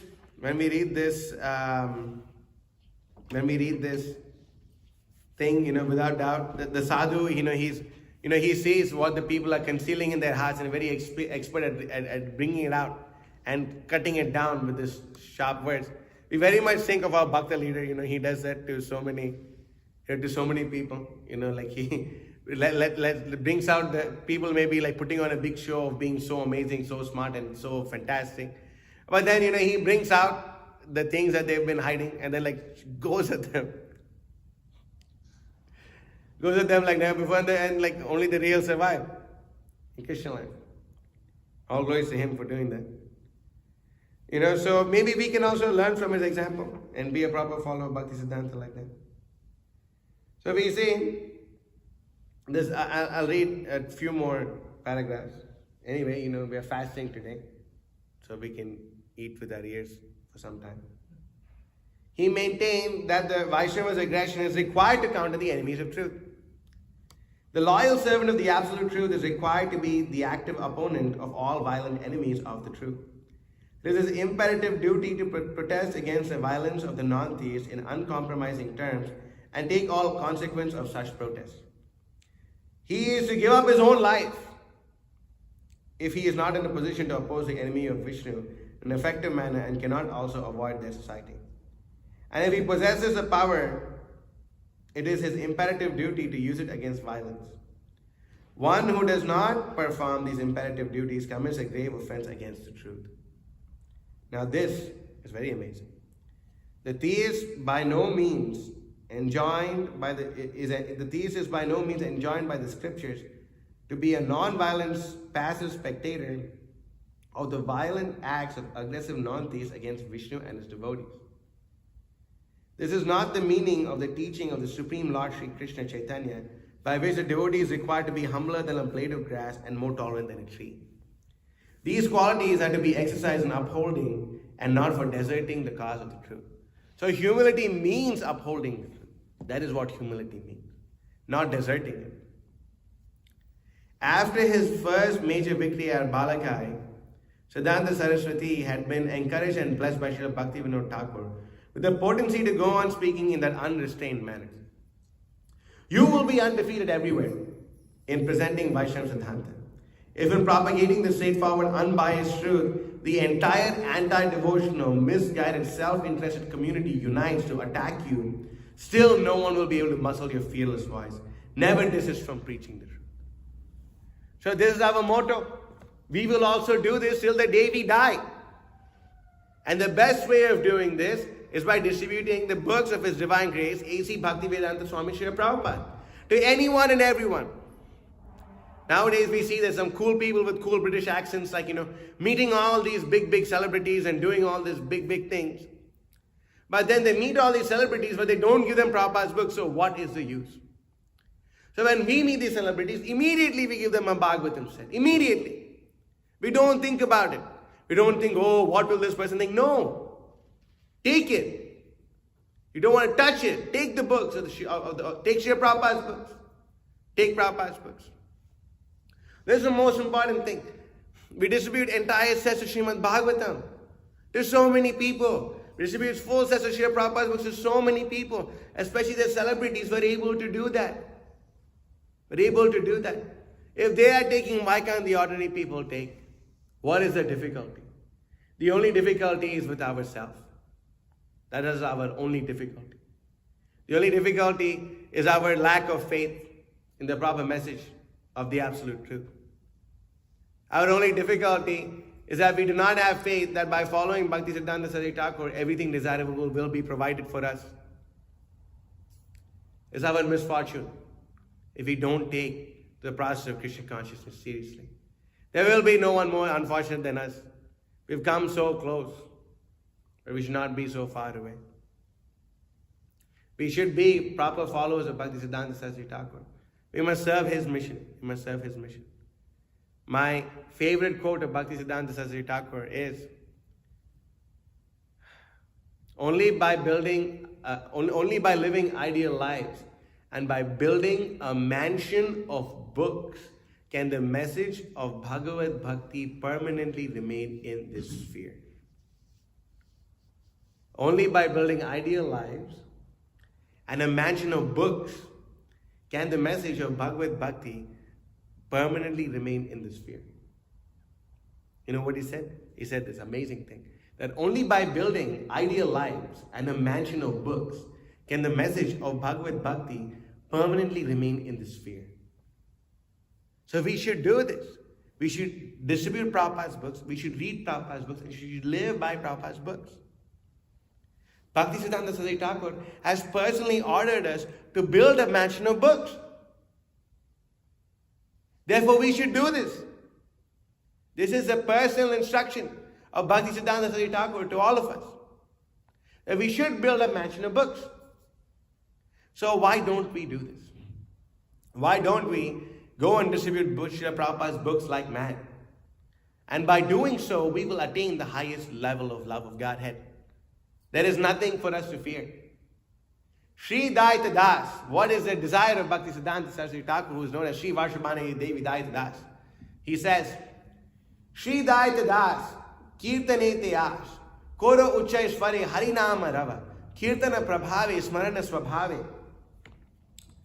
I'm forgetting the last line, let's see.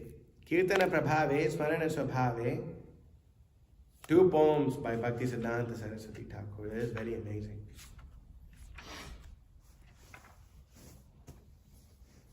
Se Kale Bhajana Nirjana Sambhav. This servant of Sri Sri Radha and Krishna always desired to glorify the Lord and enjoins all to loudly sing the names of Lord Hari. The transcendental power of Kirtan automatically wakens the contemplation of the Lord. Only in that stage Nirjan Bhajan is feasible. Kirtan Prabhave Smarana Swabhave. By intense distribution of Prabhupada's books, we will be able to understand our eternal relationship with Krishna. I am not saying this. Srila Bhaktisiddhanta Saraswati Thakur Prabhupada is saying this. He is saying this. So therefore we should have faith in this.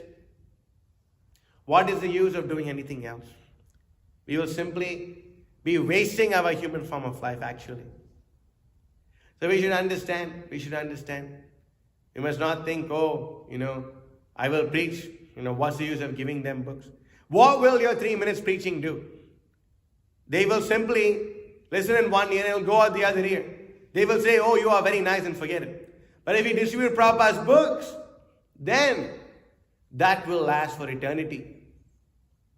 If you distribute Prabhupada's books and they read it, and we distribute a set of Bhagavatam to someone, and they read it, and they don't understand anything and put the book away, but at least they have read a few pages of the Srimad Bhagavatam.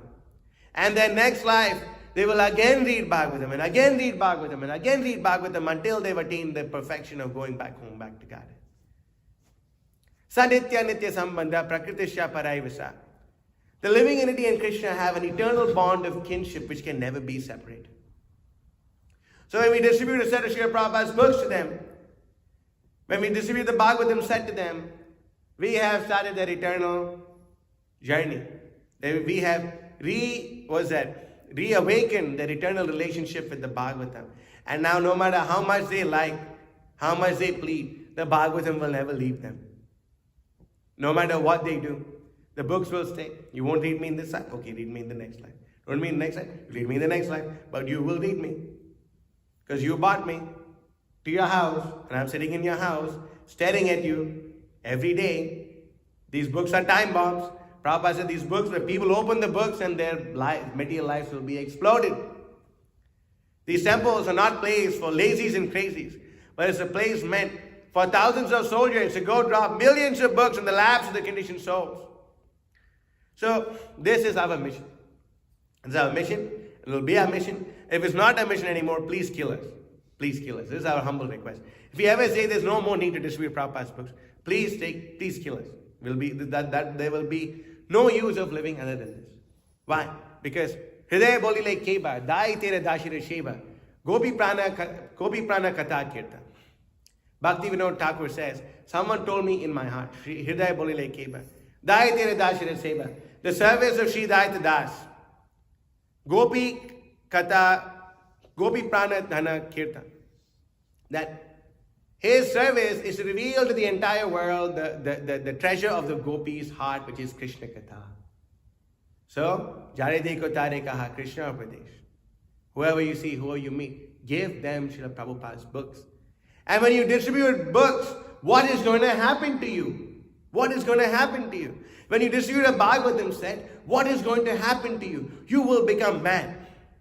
You will become mad. And the only thing to make you less mad would be to distribute another set. But then you'll become twice as mad. And then thrice as mad. Then you'll become really, really mad. You will lose all sense of this world, actually. Parivadatu jano yata tata van anamukaro na vayam vicharayamaha. Harirasa madira madati matta bhui viluttama natama nirvishama. Let the garrulous rascals say whatever they want. We don't care for their opinion. As far as we are concerned, we will get drunk. Yes, this is an invitation for everyone to get drunk. No one parties like the Hare Krishnas. Everyone come get drunk with us. What are you drinking? Wow, what are you drinking? Whiskey, vodka? No. Harirasa Madira. We are drinking the nectar which comes from serving Lord Hari. Harirasa Madira Madati Mata. Then we will lose our mind. And we will roll on the floor, not caring for the opinions of the hogs, dogs, camels, and asses. Srila Bhaktisiddhanta Saraswati Thakur Srila Prabhupada ki jai. Srila Prabhupada A.C. Bhaktivedanta Swami Srila Prabhupada ki jai. Sri Bhaktisiddhanta Kanti ki jai. Taking over the world with Srila Prabhupada's transcendental book distribution ki jai. So if there's any questions or comments, we can take them now. Yes, sir. Please hand him the mic.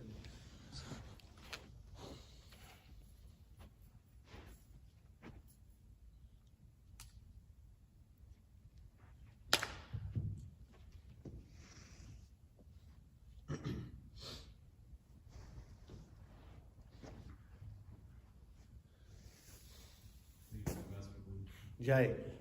Hare Krishna. I think it's a pretty obvious question, but in a practical sense, I'd like to know, just if you can offer some ideas how to respond to this, because it's often you promote strong speaking.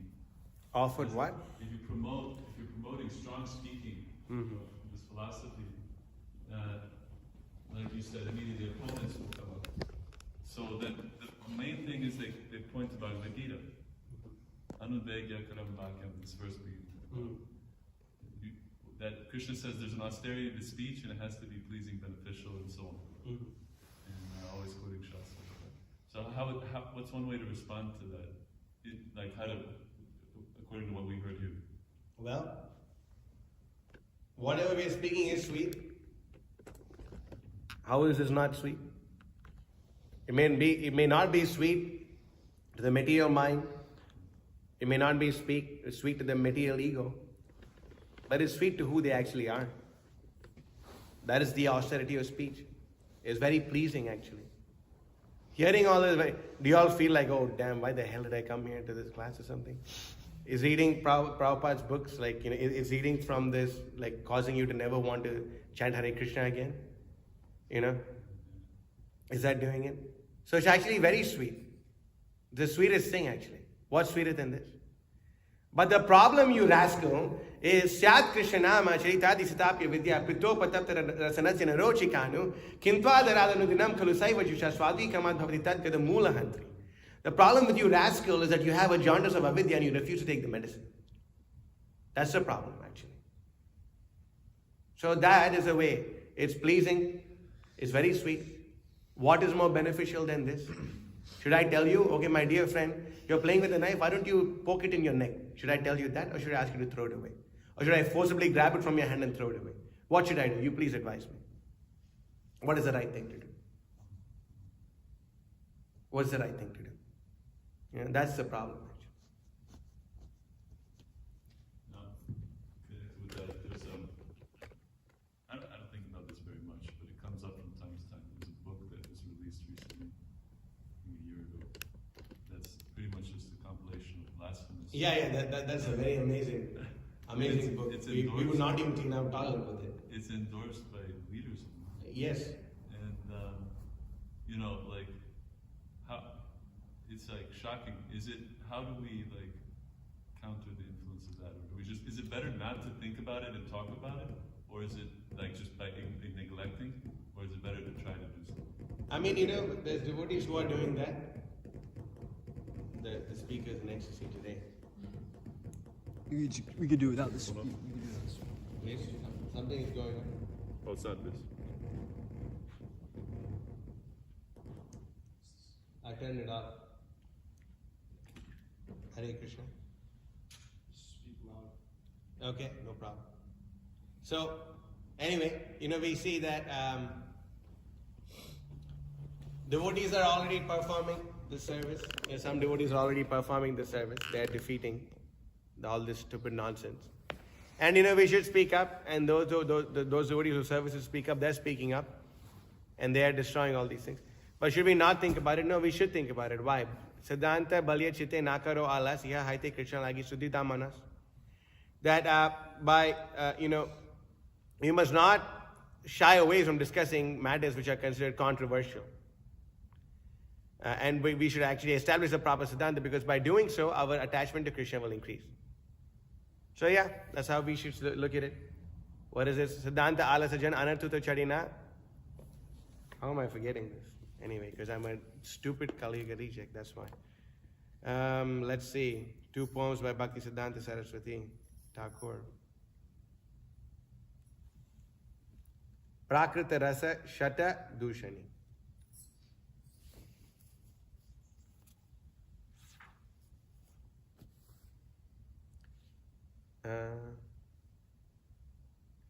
Siddhanta alasajan anarthatu chadena jade Krishna Brahma kari Krishna seva karina.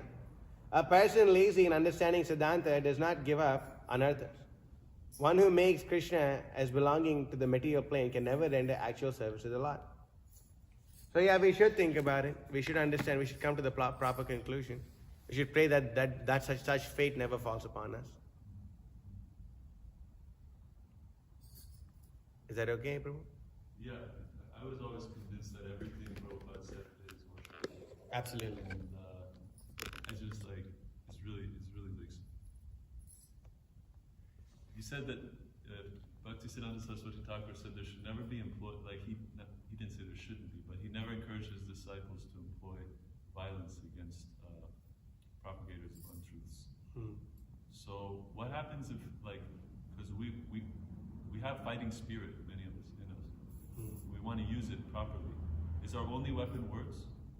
And how do we get that full, like, how do we channel it fully into our power? I mean, most of the time in Kali Yuga, our only weapon is words.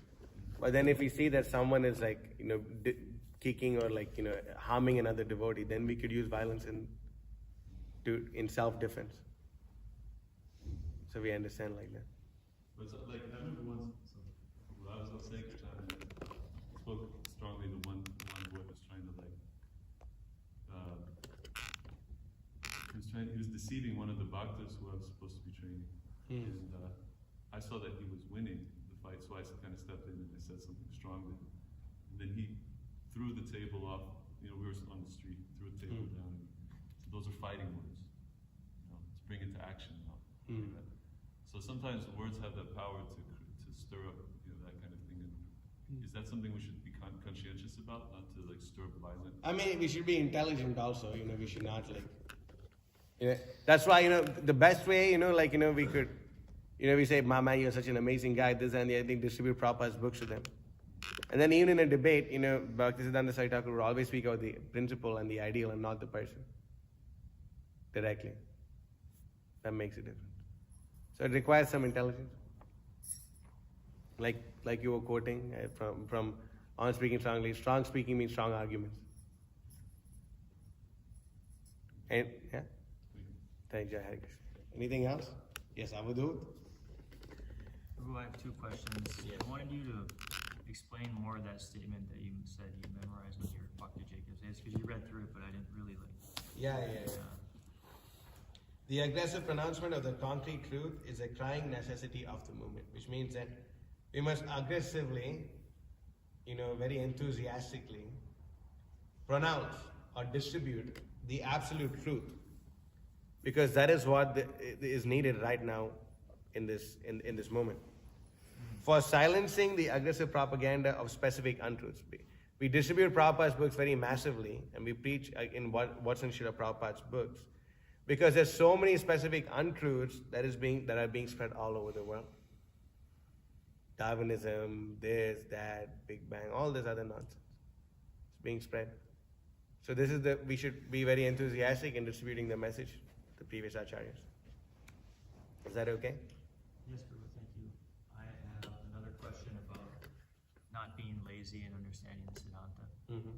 Because it's hard for me to understand, and I've thought about this for some time, how Sri Chaitanya Mahaprabhu's guru instructed him, don't study Vedanta, but, you just chant and dance. But Sri Chaitanya Mahaprabhu knows so much about the scripture. We ourselves shouldn't just take up the philosophy of, okay, I'm not going to study. I've just never really been able to understand that whole scenario. Right. So, Lord Chaitanya's guru told him, you're a fool, you don't study Vedanta. Actually, there's this lecture of Srila Prabhupada. I've listened to it probably 7 times now. I'll tell you which lecture it is. You should definitely listen to it. Yeah, my Guru Maharaj saw me a rascal fool. It's a 24-minute lecture, but there's so much in it that, my God, So Prabhupada speaks about this. This is a lecture given on the Chaitanya Chaitamrita, Adi Leela chapter 7, verses 77 to 81, spoken on 9th February 1967. So in this lecture, Srila Prabhupada is explaining that, yes, my Guru Maharaj, Lord Chaitanya is saying, my Guru Maharaj asked me to not study Vedanta and only chant the holy name of Krishna. He asked me to do this. And he asked me to do this because he saw me as a number one fool. And so Prabhupada said, Lord Chaitanya is presenting, how can Lord Chaitanya be number one fool? He's presenting all the people of this day and age that, we have imperfect senses. We have, the tendency to commit mistakes. We have the tendency to cheat others. We have the tendency to be under illusion. But somehow, we think we are very qualified to study Vedanta. And Prabhupada said, now there's so many Vedanta societies which are going on. But 100 years of studying Vedanta, same intoxication, same illicit activities with women, same nonsense. No change in their character. And what you will study Vedanta Sutra? That's why, Prabhupada said, if we are not following Prabhupada, we should not touch Vedanta Sutra, which is written by Srila Vyasadeva, who is a literary incarnation of God. What to speak of comment on it? Then Prabhupada says in that lecture, he continues saying that we should, if at all we should take the Vedanta Sutra as it is. We should take the Srimad Bhagavatam as it is. We should take these things as it is. So we see that Lord Chaitanya, yes, of course he was completely absorbed in chanting, but all the time he wasn't only chanting. He was listening to the Bhagavatam also. Primarily he was listening to the passion of Dhruv Maharaj and Prahlad Maharaj. Right? He was doing that. So these are the activities of Lord Chaitanya. So we understand that, yes, Lord Chaitanya, the Guru gave him the instruction to only chant, but Lord Chaitanya didn't say, forget all the philosophy, let's just chant. But no, he was very particular. Now with the verse we just read in class today, Bhaktisiddhanta Viruddha Rasa Bhas. Any literature, any glorification of Krishna has to be according to Bhaktisiddhanta. So it's not like Lord Chaitanya made all his devotees like big fools who didn't know anything. Raghunath Bhatta Goswami was given the service of just reciting the Bhagavatam the whole time. That was his service that Lord Chaitanya gave to him. our Goswamis are followers of Lord Chaitanya. Nana Shastra Vichara Nai Kare Bano Sadharma Samstapako Lokanam Hitakarino Tribhuvane Manyo Sharanya Karo. The Papo Tapa Nikrintino Tanubritam Govinda Ganamrita. They did all this. They studied the scriptures, scrutinizingly. They did all these things very amazingly to establish a Sadharma, proper understanding. So we understand it like this. Is that okay? Did I clear it up? Yes, Prabhu. Okay. Anything else? Yes. Preaching to please Janardhan. What is the cure for insincerity? Well, that is okay. I mean, they have to change. You have to become sincere. That's all. You have to. The cure for insincerity is to get blessed by the sadhus. And be willing to do whatever it takes. The only cure for insincerity is Shushushosha Dhanasya Vasudeva Katarichi Syan Mahasevaya Vipra Punya Tirtha Nishevana. That's the only cure. 1-16 of the Bhagavatam. That we should hear with faith and serve those devotees who are completely freed from all vice. We should actually serve the devotees who are completely freed from all vice. And by doing so, we will develop a taste, Vasudeva Katarishi, for Vasudeva Katha. Is that okay? Yes. Is it okay? Yeah, of course. We're fasting today, so we can feast on that. So this aggressive pronouncement of the absolute truth, back on this. So this, in order to be aggressive for the purpose of the truth, does it mean that our material aggression has to be fully eliminated, or can it be engaged? I mean, everything can be engaged in the service of Krishna. If you're materially very aggressive, then you go out on book distribution. That will also help you. You can engage that in book distribution. If you're not materially aggressive, still go out on book distribution. Whatever propensity you have, it can be engaged on book distribution. Whatever you may have. Whatever it may be. Unless you're you have a propensity of killing people or something. Then we will put you in prison. But any practical proclivity that you may have. Who was the author of the song? Bhakti Rakshak Sridhar Maharaj. He wrote this. It's in the Bhaktisiddhanta. Yesterday also we chanted another bhajan by Bhakti Rakshak Sridhar Maharaj. Prabhupada's dear friend. Anything else? Yeah, go on. You were talking briefly about following a process and not quitting and kind of sticking to it, and it's kind of relevant for us because we're on the Gym Bro program. But it's a good example, because if you don't follow the process, then you won't get the results that you're looking for. Like you can quote unquote cheat all you want, but the only person you're really cheating is yourself. Yeah. And you won't get the fruits of the process if you just quit halfway through, or if you put on a show of doing something that you're actually not. Then it'll be visible by the results. Definitely. So It's visible, we can see so many people there they may claim to follow Prabhupada, they may claim to do this, that, and the other thing. But, what is the end result? End result is there's basically karmis. That's karmis with some devotional names. And God forbid, what about their children? My God. I could not believe it. I cannot believe it, my God. When I see some of these people, I cannot believe this to be true.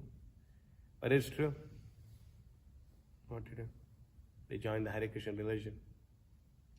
But we're not the Hare Krishna. Hey, please give me the mic. We're not the Hare Krishna religion. We are the Hare Krishna mission. Mission means missionaries. Gaudiya mission. We are missionaries. Not the Gaudiya religion, but Gaudiya mission. A missionary. We should always be missionaries. Never stop being missionaries. Yes.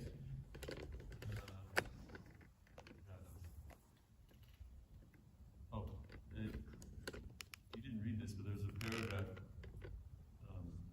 about what is the use of being a Christian, Muslim, so on. Yeah, It's my yeah. daily The only dharma is Vaishnava dharma. Yes. Only Dharma, yeah. So, and there's sometimes I think there's some good in those things.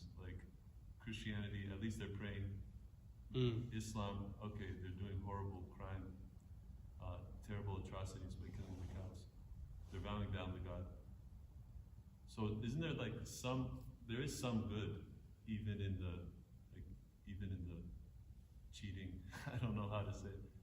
Like, because there were times when Prabhupada and Bhaktisiddhanta Saraswati Thakur gave credit to like, Jesus and Muhammad. Yeah. Because they say, although the people are their so-called followers nowadays are fallen, Yeah. they somehow or other kept like humanity afloat enough that they would like be just at least a little above the barbarian level. Yeah. So we could say there's some good, right? I mean, there's something like if a person takes that path, they can be encouraged. I mean, again, we should also see, we're like, again, the point that they should understand is like, we're not here to make the Muslims into Hindus or the Christians to Hindus, or we're not making them change their religion. We're making them understand that the eternal occupation of a living entity is to have unmotivated and uninterrupted loving service to Krishna, the Supreme Personality of Godhead. So we can help them understand, is what you're doing, is it motivated? Is it interrupted? So do you want to become unmotivated and uninterrupted? Then you follow this, it'll help you become the best Christian, the best Muslim, the best Jew, the best whatever, best devotee of Krishna. And Prabhupada said, yes, some people, they may be on the 100th step, and then but the Gaudiya Vaishnavism is the essence of all, is a terrace of the building, the topmost floor of the building. So we understand like that. Okay. Anything else? Yes. This whole class made me think of a memory of Srila Prabhupada, where Prabhupada just received like a new edition, a new part of his Srimad Bhagavatam that was just published. And Prabhupada said that my disciples in the Western world, they're thinking that these books are for everyone else, that they're just for distribution. But Prabhupada said these books are actually for my disciples, and I'm authorizing them to read these books 24 hours a day. It's a fact. Like that's such an amazing thing that, we might get these books and we might read something like, oh yeah, this is so applicable to this person. But like Prabhupada invested his whole life into this Srimad Bhagavatam and into his purports, and he's giving the answers to everything to his disciples and really, giving them the whole world. Yeah. So it's just so amazing. This whole class made me think about the power of At least we did Prabhupada's something books. practical, I guess. Okay. Anything else? The Mantijis? Yes. Glad to see everyone is alive and well.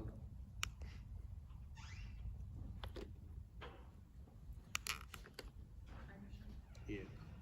So you were speaking a lot about humility, and one of the points you made is that humility, having true humility means to preach the truth and not run from it. And then you were mentioning how in the Sacred Time chat, how people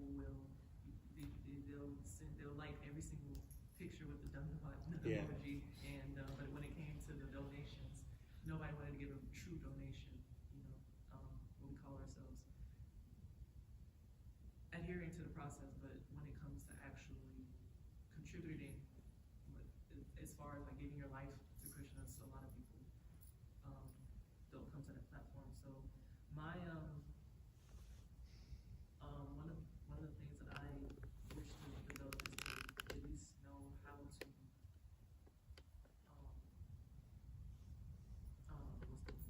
how to seek humility, and especially when we're introducing Krishna consciousness to new people. And one thing I tend to have a hang up with is that I think I'm like too nice with people. Yeah. And because I already came from, or I'm still in the background of, having outside life, and then also here that I try to be like relatable to some sense, but then I'm also developing the mood, like I really want to preach, like I don't want to say selfishly, but I want to just like preach, but then I have to figure out how to discriminate between the person and where they're at, and when I'm also trying to get them to convey or trying to get them to be as well. So my question is that how can we discriminate between humility and hypocrisy? I mean, if you don't practice what you preach, you're a hypocrite. Humility is following the orders of the spiritual master. That's all. It's simple. You're going to figure out how to preach to them. Give them prasadam every time that you meet them. Give them Prabhupada's books. Read from Prabhupada's books, we can make them chant. They're envious of the principles of pure devotional service and we don't want to have anything to do with them. Is that okay? Anything else? Yes. I was just wondering, the paragraph, it started off, if I proclaim myself superior to others. Can you Yeah. pull it up? I just want to take a picture of it. Yeah, okay. Pull it back. But don't quote it out of context and say, oh, okay? This is the other, you can send pictures of all the paragraphs too.